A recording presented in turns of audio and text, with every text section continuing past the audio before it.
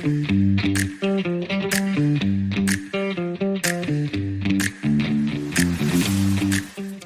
right, welcome to this episode of Liftoff Journeys. I'm your host, Jeannie Walden, and today I have someone very special because if you follow me on social media, you might be very impressed and think, wow, how'd she create that reel? That was a great post. It's not me at all. I'm not doing any of the Liftoff social media. It is this woman on the screen, and I had to bring her from behind the scenes to the front of the scenes. So Tara, welcome to Lift Off Journeys. Thank you so much. I'm so excited to be here. And you're totally right. I'm always behind the camera, so this is a treat. Yes, so I'm super excited to pull you in front of the camera and talk about just your amazing story, because when you and I met and you told me your story from college until now of how you started your career and how you were like absolutely fearless, making bold decisions, taking on the world, partially because when you're young, you don't know that the answer is no ever, and partially because you're just like a girl boss. So tell everybody else your story. Yeah, I started the company. My company is Socialwise Communications, and we're a boutique PR and social media agency based in New Jersey, but really servicing clients, nationally and internationally. And when I started, it wasn't a plan. I had no desire to open a business. I feel like I've always been a little entrepreneurial, and my parents are entrepreneurial, but I went to school for PR and for social, and my goal was to get a job at an amazing agency, maybe in the city, maybe in Philadelphia, because I grew up in New Jersey, and life had a different plan for me. So basically, through an internship experience with Bravo TV and getting connected and making a lot of connections, I was able to turn freelance work while I was a student into full-time work upon graduation. So a lot of people had a lot of opinions about that. People thought I was a little crazy at first because I was turning down full-time jobs, but I knew that I wanted to follow my heart, and I loved being creative. And so much of the freelance work allowed me to juggle a lot of different projects, and that was really fun and exciting for me. So it started out with mostly just reality TV clients, and then it turned into so much more. We do a lot of philanthropic work. We do a lot of startup work. We work on fun TV shows like Liftoff. And so there's so many cool, unique brands and people that we get to meet and get to experience. And it absolutely wasn't a plan. I just said yes and went for it. That's awesome. Now let's talk about school for a minute, because people that know me know I went to school to be a teacher, which has absolutely nothing to do with marketing, with business, with being a TV show host. It's a totally different world. And I've got my story of how I ended up where I am today. But you actually went to school for what you're doing now. So my big question is, how much of what you learned in school is actually relevant in the real world? I loved school, and I would never tell someone not to go to school, but I also wouldn't judge them if they took an entrepreneurial path and decided that it wasn't for them. I can see both ways being very successful. For me, I think it allowed me to network a lot. And, I always say, like, your network is your net worth in a sense, in a way. And it propelled me to where I am today, because I went to Monmouth University, and they had required us to do a series of internships, and you had to scout them on your own, and it was very competitive. And if I hadn't had those internships and I hadn't been put in those situations, I wouldn't have met a lot of people that I ended up working with and still currently do work with. And I don't know what would have happened, to be honest, because we can't go back. But it's one of those things where the networking was really important and really helped me. And a lot of the core content is still very useful today, but social changes all the time. And even the traditional PR landscape has changed a lot. So, it's kind of crazy to say, but a lot of what I learned, we don't practice anymore, or it's pivoted and shifted and changed. I think that kind of speaks true for any industry, though. You know what I mean?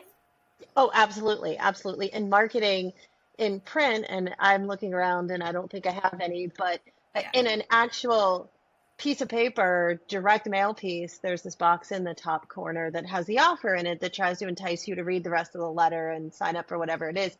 And for whatever reason, that's called the Johnson box.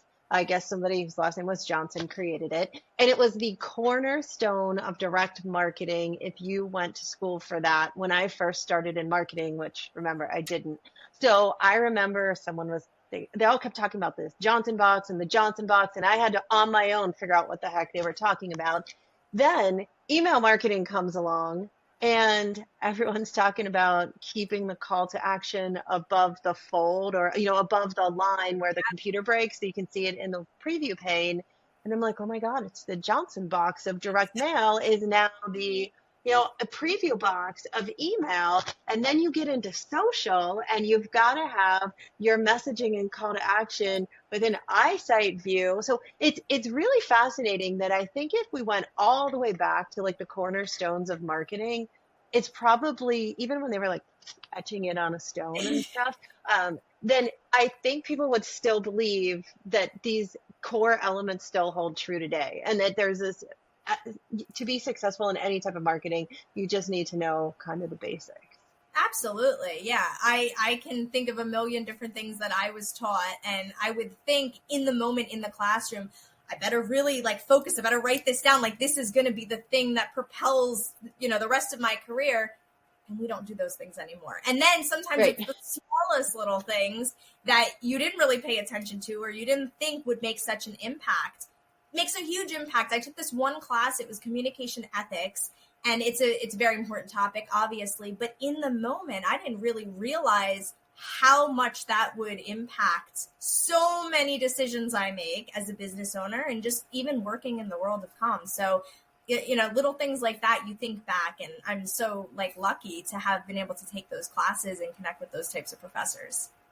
So now that you've got your own business, it's super successful and growing all the time.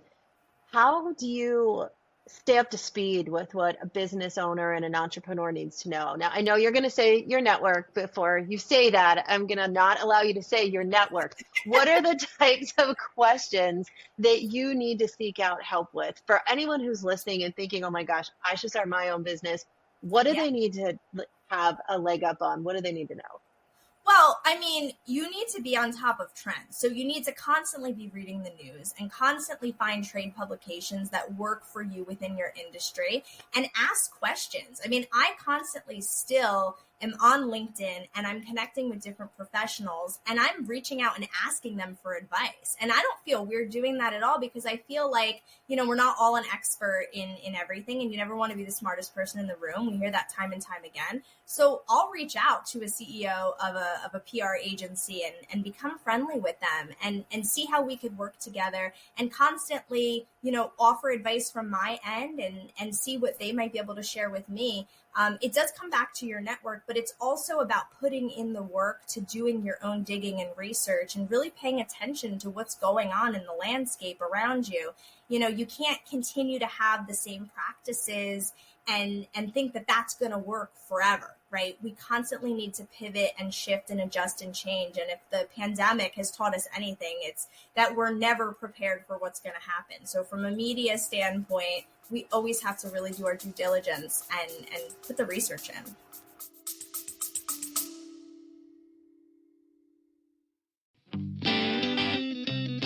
This is Prospire's Soaring to New Health podcast. I'm your co-host, Chris Mladenovic. And I'm your co-host, Dan Krogan. Whether you work in the payer or provider side of the healthcare industry, or are a client or a friend of Prospire, you're sure to learn something new every month when you tune in.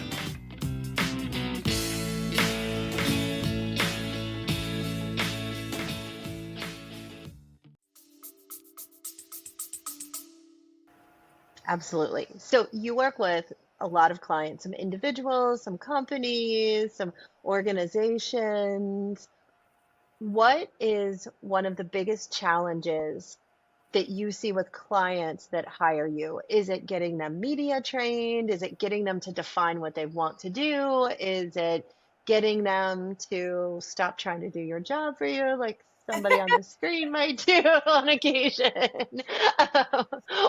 What is it for your line of work that's a challenge? Yeah, Well, when I approach PR and even social strategy, I think of it as storytelling. And so it's really important to figure out what the messaging, what the narrative is going to be, and how it's going to be portrayed in a way that people will genuinely care about it and it'll be interesting to them. And I think that's one of the most challenging parts sometimes, is figuring out what that messaging could be or should be. And so from our end, we have a lot of great ideas. We kind of know what's going to be best performing. Sometimes from a client standpoint, they have a very personal story. And so they're very attached to what they would like the narrative to be, or the way that they would think it would perform best. But sometimes that's not always true. Sometimes when you're too attached to something, you're blind to other opportunities that could help make it perform even better. Interesting. So, Yeah.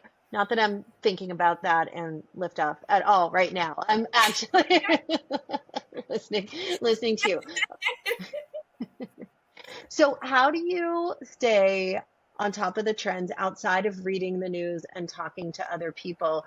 Do you feel that you're always learning new things at work? Do you feel like you've always got to try things? And when do you know that something that you were doing isn't working? Yeah, I think that's a great question. For me, I like to be super hands-on, which is hard, right? Because as a business owner, you can't really do everything. You think that you can sometimes, but you can't. But when I say hands-on, if there are, if we're talking about it from a social media standpoint, if there's a new reel or a new trend or something that is a new addition to the app, I want to physically pick up my phone and be a part of it. That's how I learn best. I want to really get my hands dirty and do whatever it is the thing is. And so I think putting yourself in a place where you're actually able to experiment so you understand it, that's very helpful. I think back to school sometimes too, because I feel like the classes where I learned the most were taught by professors that had previously worked in the industry, right? They didn't just teach from a textbook. So that's one thing that I always kind of keep in the back of my head, and I prioritize, and I think that that's very important. You had asked, how do you know if something's not working anymore, how you can shake things up? I think it's constantly always something that I'm aware of, in the sense that nothing is ever going to ride its wave forever. And so you should always try to think, how can I be a step ahead? Even if it's not trend related, what can I do to be prepared for a new fun transition or something new to introduce to your brand? So it's not necessarily what's not working. It's what's something new and enticing that we can have ready on deck to introduce before you get to a point of really like a plateau. And as a business owner, when something goes wrong with a client, you lose a client, or just with a big campaign, it just goes sideways. How do you work with your team to process that and kind of stay resilient and make sure that you learn from it and you move forward?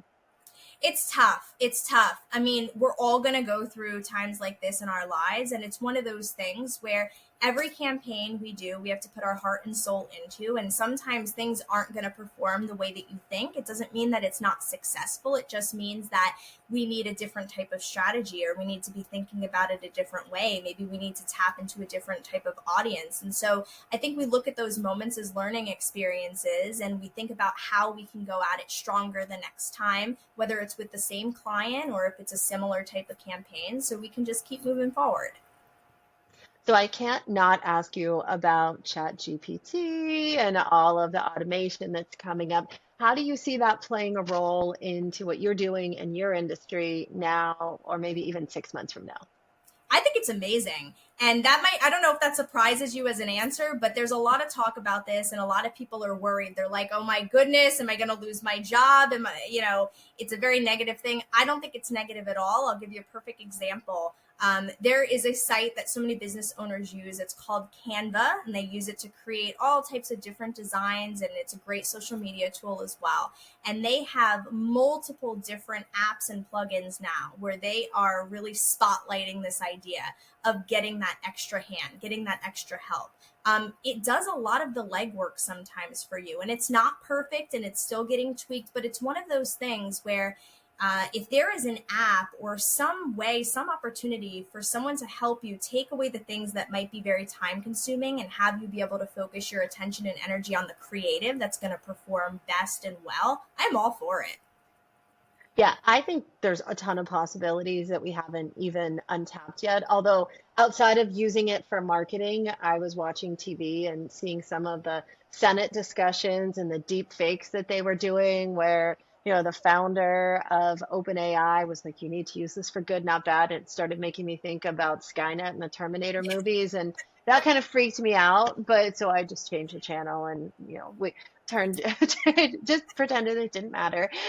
So hopefully it continues to grow. But one of the things that was fascinating to me is one of my kids was working on a final and they called and asked me if I could help them with it. And I cannot help with college courses. Like I graduated college a long time ago. I don't know about the inner workings of different types of very specific, types of questions. So I went to ChatGPT and I thought, well, I'll just ask ChatGPT. They gave me an answer and I sent it to my daughter and she's like, you cannot use ChatGPT. First of all, she knew I used it because I answered her in like 2 minutes.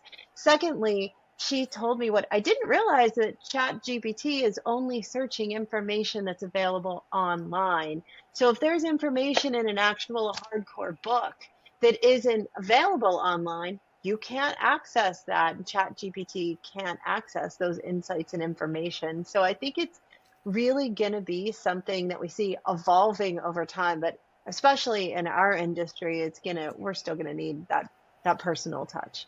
Yeah, sure. No, it's so interesting. And that's a great way to explain it, because so many people, they're not fully understanding it because it's just become such a big topic of discussion. And so they're thinking, this is it. This is the end. It can do everything. It's like cars can fly. Not yet. Not quite yet. Yeah. So, but you know what?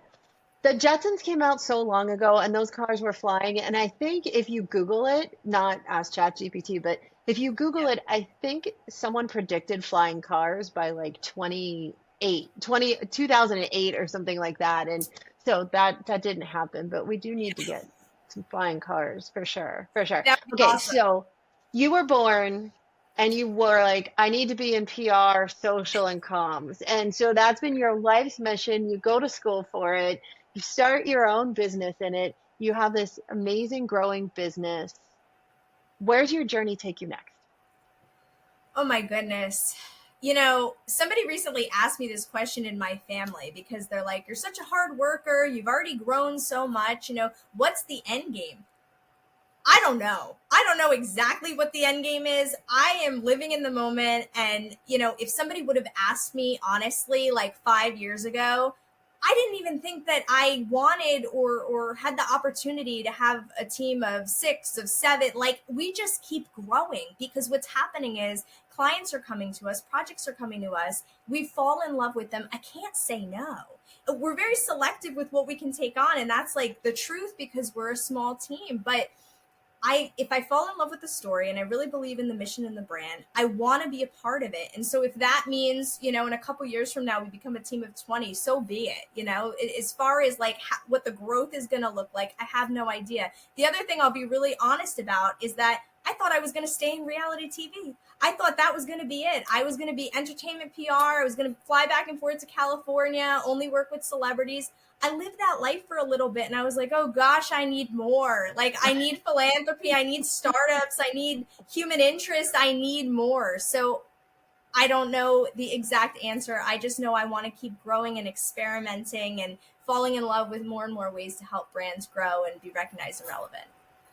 That's so great. It's so great. And it's so fascinating, the whole reality TV celebrity world. I mean, celebrities really have such a hard life and a different view of how they process their day. I mean, even looking at the Harry and Meghan, did they really have a car chase in New York City or not have a car chase in New York City? Are they trying to get attention? Leave the poor people alone, for goodness sake. Like, let them let them live their life, Yeah. But everything is under the microscope. So it's tough. It's something that I was so infatuated with because I thought it was interesting. And then when I started really like learning about the behind the scenes, and you become friendly with these people and they're just regular people. And that's just the truth. Oh, yeah. You look at it so differently. So you do. So my dad was this like very handsome, 6'2", blonde hair, blue eyes, executive of a hospital, but he was the biggest nerd literally on the entire planet. And he would be the dad that wore the white socks or the black socks that came up to his knee with his sandals and a pair of shorts that didn't match and like a t-shirt that didn't match. And that's how I saw my dad. I saw my dad as, the nerdy dad in the house that always told funny jokes and did everything else. I would go to work and everybody would be, extremely buttoned up and good morning, sir. Good morning, sir. And it used to make me laugh. But you know what? Like, I actually think that played such a key role as I grew up in the business world, because it didn't matter who I met, the president or CEO of an agency or people from the board. And I look at them and I think the first question I literally think still to this day is, I wonder if they wear their socks up to their knees like my dad did. Like, I wonder if they're sitting at home, having dinner with their kids and doing that, like, oh, woo, there's a trick, So it's so funny when you can appreciate people for who they are. It gives you such a great perspective on just networking and dealing with people. Yeah, and they probably do wear their socks up to their knees. I am sure they do. I know. I don't know about you, but after we shoot Liftoff, that night I come home and I'm in like whatever random clothes I have, sitting on the couch, just like staring at the TV. It doesn't even need to be on. I'm so exhausted from one day of shooting. Like, I cannot imagine if you were on a soap opera that shot every single day for 20 years, like General Hospital and Days of Our Lives and all those places where, like Marlena Brady grew up on that soap opera. Like, I can't even imagine what she did on the weekends, because Deirdre Hall must be like the most fascinating person ever. Yeah. Imagine living with a camera in your face. I could never. Could never be the Kardashians at all for a bunch of reasons, but just to know that everything that I said was being recorded. I mean, sometimes like I'm nervous about fixing my hair on this podcast because I'm like, oh my God, who's going to catch that? Will Amaya edit that out or not edit that out? I don't know what's going to happen, but I couldn't imagine if that was my life 24/7. So you love it behind the scenes, but being the inspiration, because what you do is so amazingly helpful for all of us that rely on you and your team's work, because you really connect people or businesses to their audiences and help spread the word that there's a company or a person out there that can help them and make it a better connection, which is so awesome. Now, do you think about your job that way, as you're really helping people get more connected? Yeah, I'd like to think so. Whenever I start a new client relationship, I always reinforce how much relationships mean to me and the team, because I've always said that relationship building is so important, and I really mean it. And if you can find a deep connection, not just with your client, but with their following, especially if you're representing them. When you think about social media, any of the messaging we're putting out, any of the creative that we're making, it needs to be reflective of not only the brand, but the founder of the brand, because it's supposed to act as if they're the ones doing it, right? And so finding a way to not only tap into how they would say things or do things, but also how they would create relationships and how those relationships would be managed is really, really important. So I think rule of thumb is if you can figure out how to create relationships and maintain relationships authentically, that's really how you're going to stand out. I love it. Everything you said is so great and so perfect. And Tara, thank you so much for being a guest on Liftoff Journeys. I'm sure your story is going to inspire so many people in front of the camera, behind the camera, thinking about marketing, PR, communications, entertainment, or even just living in New Jersey. That's right. I hope so. Thank you so much for having me. This was a blast.